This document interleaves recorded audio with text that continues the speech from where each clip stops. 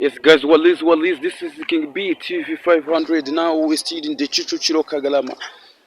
Here imvura murabibona ukuntu imaze kugwa, murabireba ibintu byose byabaye byondo kabisa, ngira ngo abari live murabibona ukuntu ikirere kimeze cyo mu Rwanda. Ibintu ni hatari, ni haso kabisa. Abantu dukomeje kubana kuri King B TV 500. Murabibona imyaka yarengewe, ino ni isuri n'amazi gusa kabisa. Yes guys, reka rero dukomeze tugende tubagezaho ukuntu bimeze hano. Tugiye gusura ahantu batubwiye ko inzu yatwawe n'amazi kabisa. Turagira tubagezaho gatanu kuri kagenzi kacu asade yuti. Yes guys, reka tubashimire mwe nanone mutohima gukurikirana ibiganiro byacu, ibiganiro bya Big News TV Show ahangaha ku muyoboro wa YouTube channel. Ni umwanya rero tugiye kugenda tubagezaho uko byagiye bigenda, aho baduhamagaye batubwira ko imvura yabaye, imvura ahangaha mu karere ka Kicukiro, umurenge wa Gahanga, mu isantere ya Nyacyonga, niho turimo turagerageza kwerekeza nk'uko mubireba kuri kamera.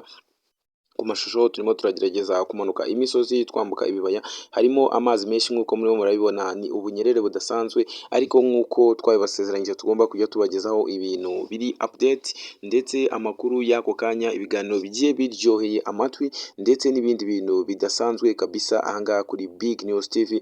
Niyo mpamvu rero turimo turagerageza kugira ngo tugere aho hantu turebe koko ese ibyo bintu ni inkurumamo cyangwa se bimeze bite. Imvura koko nk'uko muyireba ahangaha mu Rwanda yabaye icyorezo, yabaye imvura ubwo yari imaze iminsi itaboneka, ariko uyu munsi yajije kabisa, ngo yagerageje kuba yatwara abantu, itwara ibintu by'abantu ndetse isenyera n'abantu bamwe na bamwe. Turimo rero turerekeza mu isantere ya Nyacyonga ahangaha mu karere ka Kicukiro, umurenge wa Gahanga. Murabibona kuri kamera, ni ubunyerere budasanzwe, ibyondo ndetse ni amazi menshi mu mihanda, ariko turagerageza kugira ngo tube twakwambuka, twambuke imigezi tugere hakurya, tugere muri quartier neza nyirizina, ubundi turebe ukuntu byifashe. Turagenda tubagezaho inkuru yose uko byagiye bigenda ndetse n'uko bimeze.